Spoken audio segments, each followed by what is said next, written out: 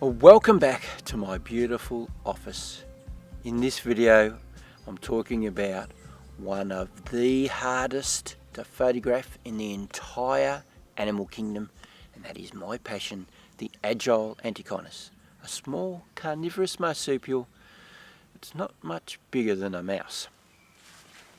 Now, where we are at the minute, this location is at the back of a reserve in a place I call Crossroads. It's where all the tracks meet up.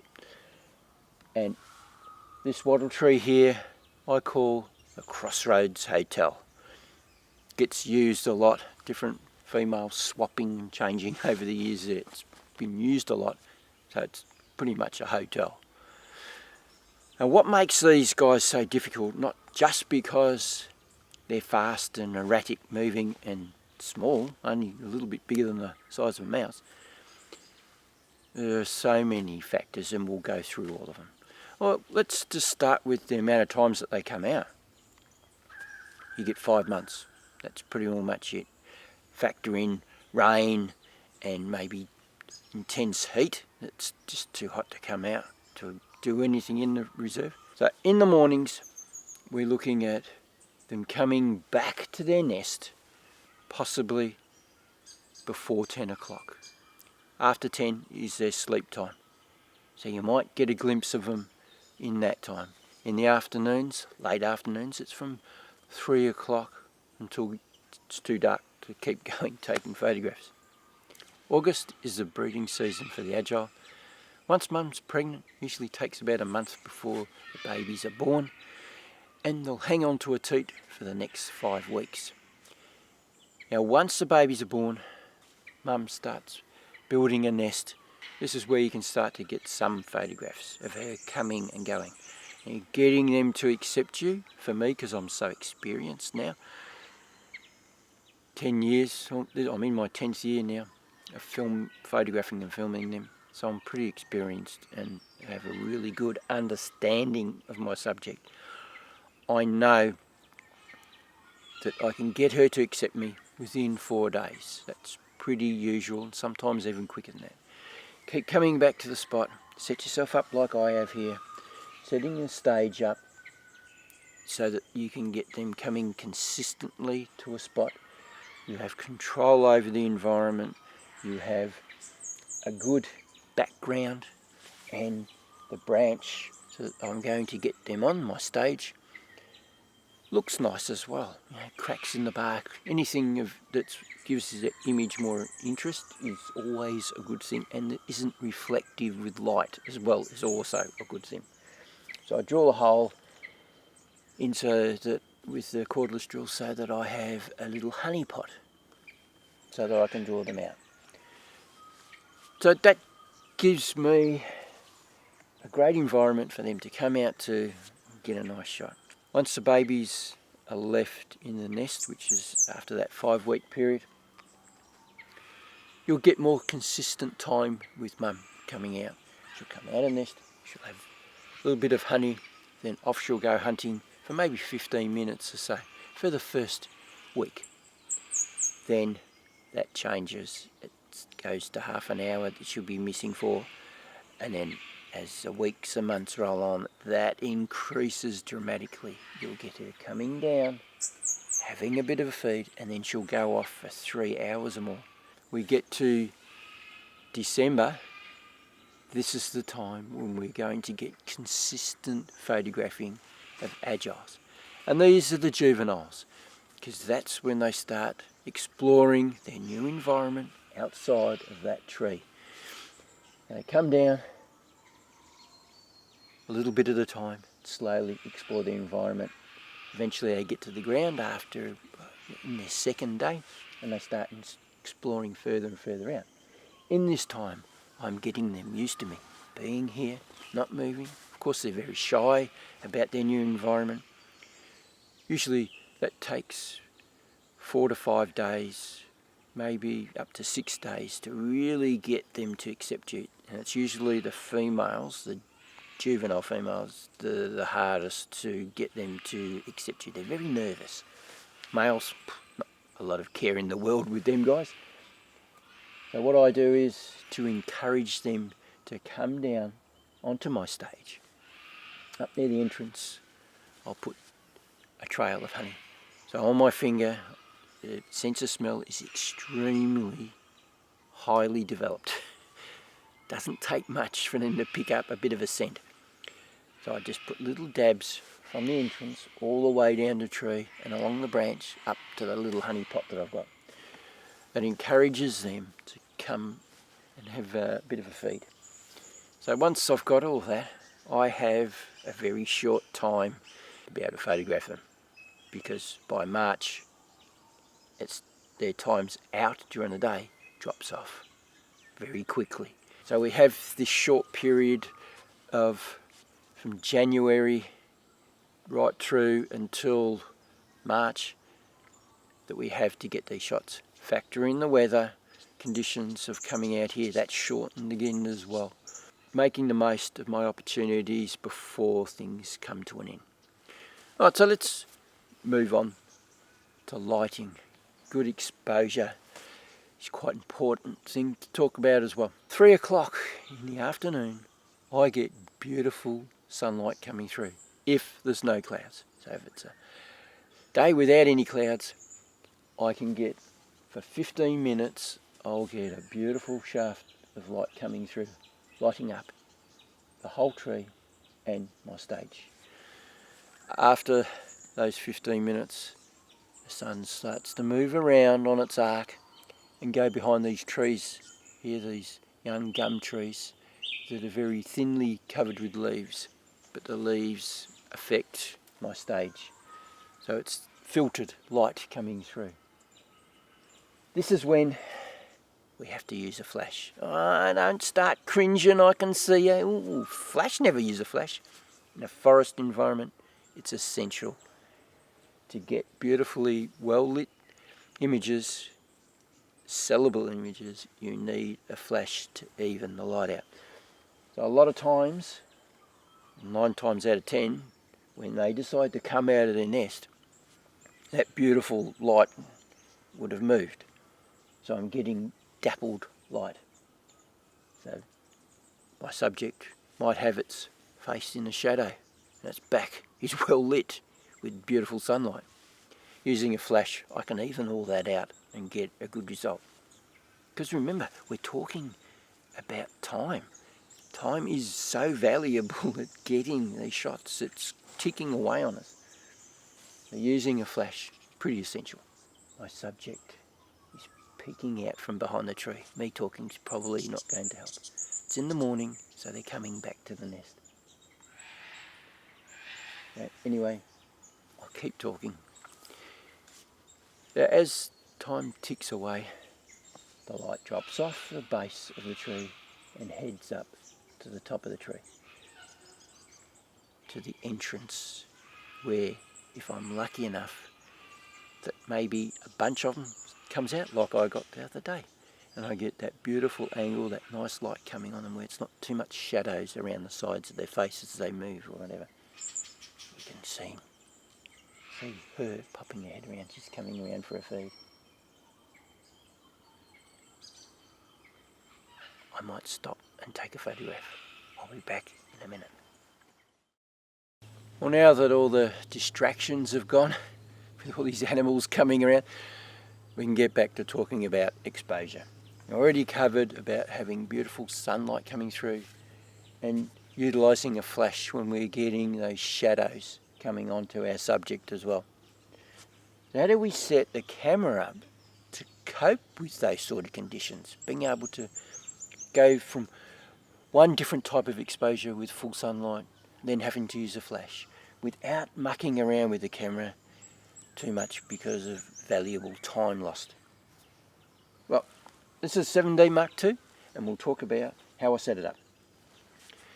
Shutter speed to 1,000ths of a second, because these animals move so quickly. Getting a shot is hard, so we need to have a shutter speed that'll freeze the action, capture it in that moment, because we're talking milliseconds with them turning. They're in a different time frame than us. Having a fast shutter speed is essential, no less than 1,000. You can go more if you like, but for exposure reasons from going from one to the other, I keep it at 1,000. Now my ISO is at 1,000 as well. To utilise both conditions, it makes it flexible for me to move from one to the other. The only thing that I'll be touching is my aperture.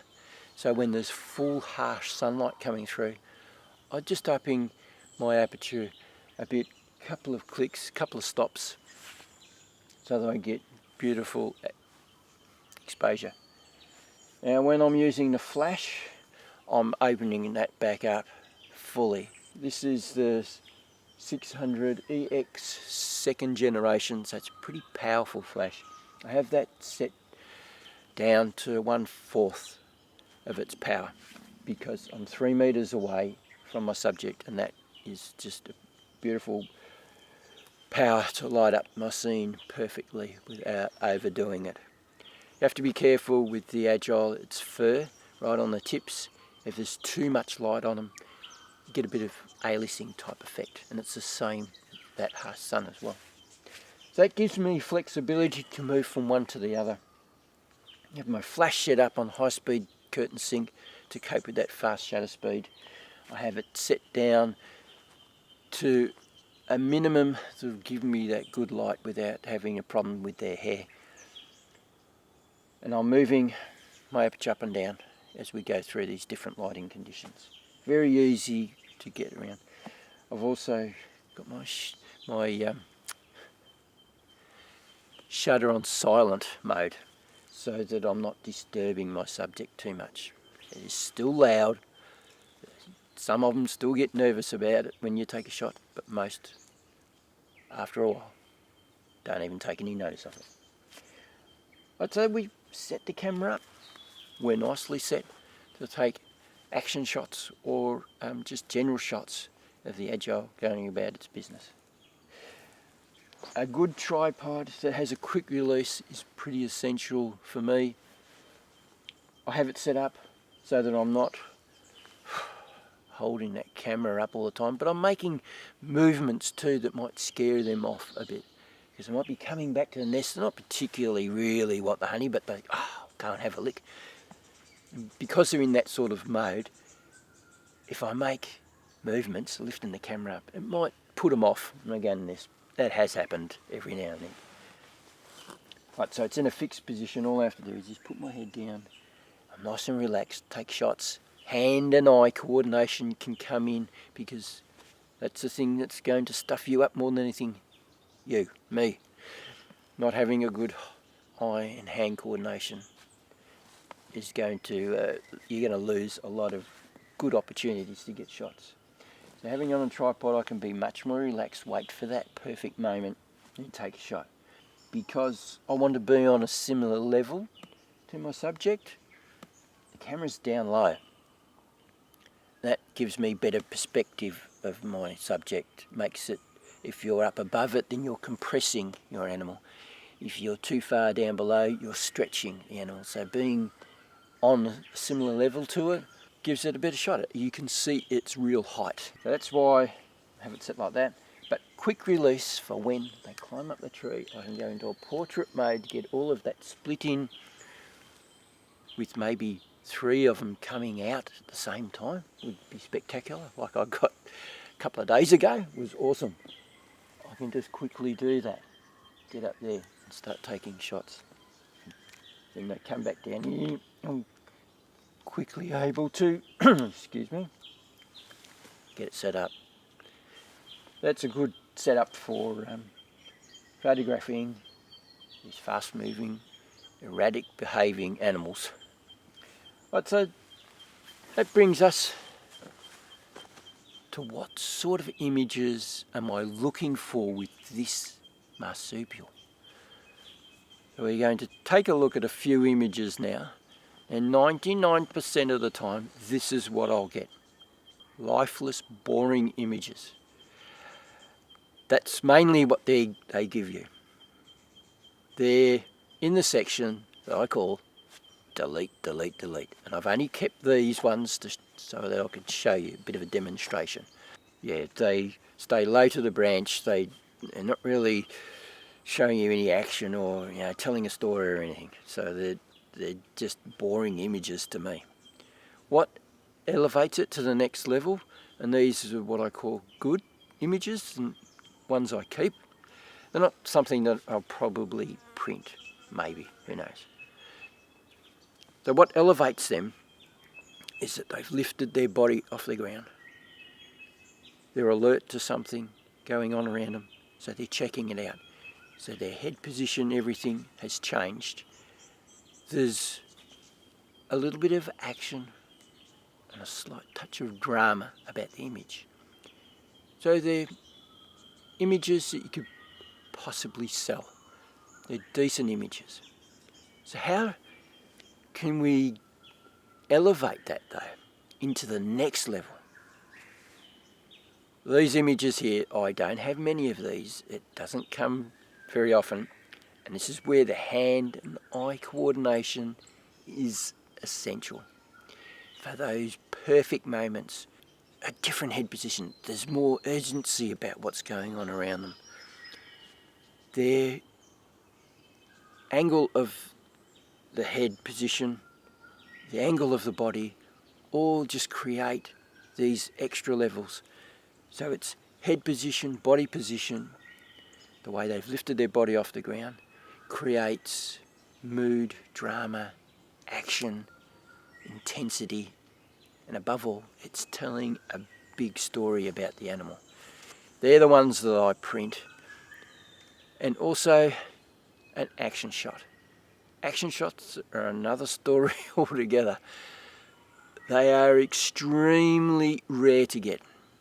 Well, that's the Agile Antechinus, one of the hardest animals in the animal kingdom to photograph.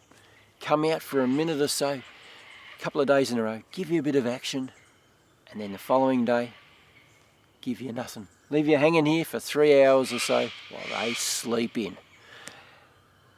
Tease and taunt you no end. But when your action's on, you get that bit of enjoyment and make the most of the moment.